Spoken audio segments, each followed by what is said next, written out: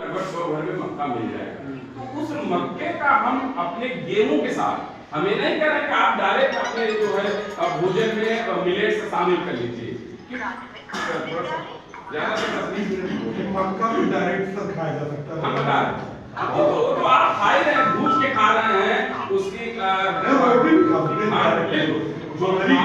जोधरी उसको करें क्या, जैसे इस समय हमें मिल रहा है, लेकिन आप सोचिए फरवरी में नहीं मिलेगा, मार्च में नहीं मिलेगा ना, अगर हम अप्रैल में नहीं पाएंगे, लेकिन हम उसको स्टोर करके जो हम अपना आटा गेहूं डायरेक्ट पिसाते हैं, उस गेहूं में 10 किलो गेहूं में 2 किलो हम उसमें मक्का डाल देते हैं, 1 किलो आधे किलो बजरी डाल देते हैं। अब उसी में हम प्रयास करें कि रागी का प्रयोग कर ले, थोड़ा सा और जो है बाजरा यूज कर लें। इससे हमारी जो डाइजेशन का डिसबैलेंस है वह सही हो जाएगा, और इस डिसबैलेंस के कारण जो हम लोग बीमार हो रहे हैं, वह जो अनावश्यक बीमारियां हमारे शरीर में विभिन्न प्रकार की बीमारियां घिर रही हैं, वह हमें उस बीमारियों से निजात दिलाएगा। कौन? श्रीअन्न।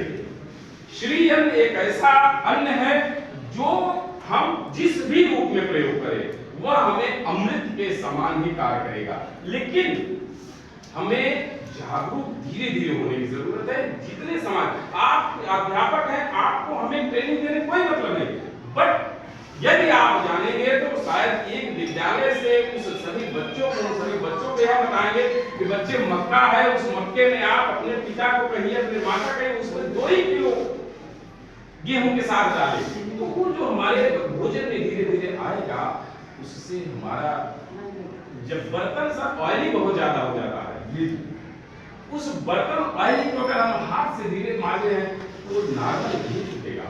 उसके लिए क्या करना पड़ता है? रगड़ वाला चीजें लेना पड़ता है। वही जो श्रीअन्न है, फाइबर युक्त अन्न है, जब हमारे शरीर में जाएगा तो वह पूरे जितने भी हमारे फैटी एसिड बनने का काम कर रहा है, जो हमारे शरीर में ऑयली चीजें हैं, जो हमारे नुकसानदायक चीजें हैं, उसको साफ करते हुए मलद्वार के माध्यम से डस्टबिन में बाहर कर देगा।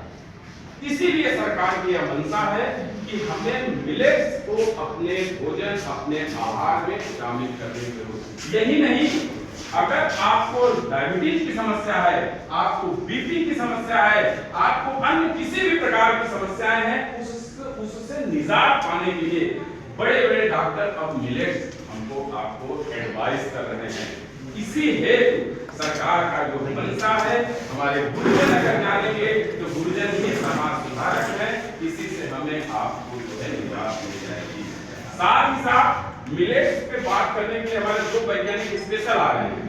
हम इसके थोड़ा सा हट के हम आपको बात करेंगे।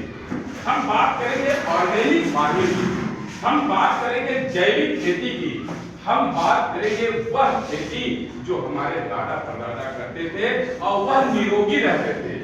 हम बात करेंगे हरित क्रांति के पहले की खेती की, जो खेती से जो अन्न खाने से हमें किसी भी प्रकार की बीमारियां नहीं होती थी। आपको पता होना चाहिए कि जो अंधाधुंध प्रयोग हमने यूरिया और डाई का कर रहे हैं, उसका कितना ज्यादा दुष्प्रभाव हमारे समाज में, हमारे शरीर में, हमारे मृदा में, हमारे जल में, हमारे पर्यावरण में पड़ रहा है, इसको भी हमें जागरूक करने की जरूरत है।